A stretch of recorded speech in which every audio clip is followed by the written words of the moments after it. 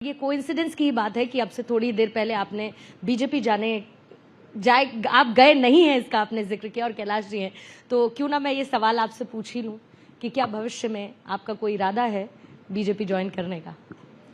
मैं यहां से वापस कल की धाम पहुंचूंगा नहीं पहुंचूंगा ये मुझे पता नहीं, ये कैसे कह दूं कि कल मैं क्या करूंगा। दूसरी बात, बीजेपी वाले जब मुझसे कहेंगे कि साहब आप हमारे यहाँ आ जाओ तभी तो जाऊंगा, अपने आप कैसे चला जाऊं। अभी कैलाश जी ने कहा कहां है, अभी कहलवाइए ना इनसे, फिर मैं विचार करूंगा।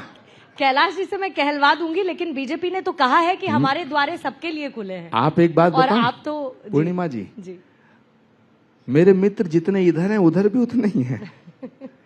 तो सवाल इस बात का है, अभी आपने 400 पार और विपक्ष की बात की, बहुत इंटरेस्टिंग बात मैं कहना चाहता हूं। ये जो सारे के सारे इकट्ठे हो गए, जिसमें हमारी पुरानी पार्टी के लोग हैं, समाजवादी हैं, तेजस्वी जी की पार्टी है, स्टालिन की पार्टी है, ये सब एक हो गए। इतना बड़ा मजाक इस देश की जनता के साथ कोई एक बार कर दे, 2 बार कर दे, रोज किया जा रहा है। और आप फिर सवाल पे सवाल पूछ रहे हैं। पंजाब में आम आदमी पार्टी कहती है कांग्रेस चोरों की जमात है, कांग्रेस कहती है ये केजरीवाल अंदर चला गया बहुत अच्छा हुआ। सोचिए जरा, अखिलेश यादव कहते हैं कांग्रेस इतनी चालू पार्टी है, इतनी धोखेबाज पार्टी है, इसे एक वोट मत देना।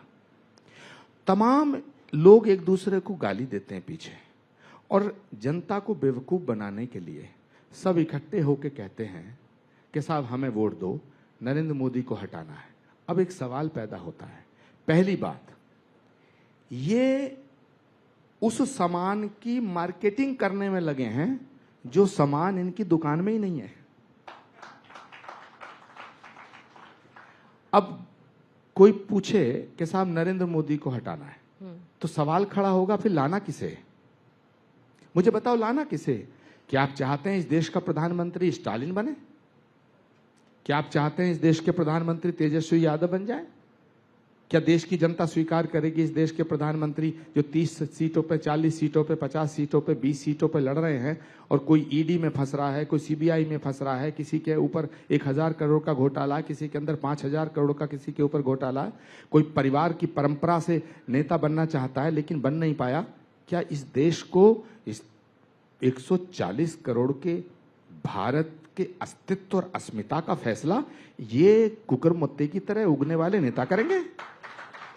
इस देश के भविष्य की बागडोर सशक्त हाथों में है, और देश की जनता 4 जून के बाद देखना, फिर तीसरी बार एक आवाज गूंजेगी 4 जून के बाद कि मैं नरेंद्र दामोदर दास मोदी तीसरी बार भारत के प्रधानमंत्री की शपथ लेता हूं। चलिए, ये 4 तारीख के बाद आवाज सुनने का मौका हमको मिलता है या नहीं मिलता है, लेकिन आपने हमें समय दिया। प्रमोद कृष्णम जी, आपका बहुत बहुत धन्यवाद। गौरव वल्लभ जी भी आ चुके हैं, आपका भी सर स्वागत करती हूँ, और बहुत बहुत धन्यवाद सर आपका। थैंक यू, धन्यवाद, थैंक यू वेरी मच।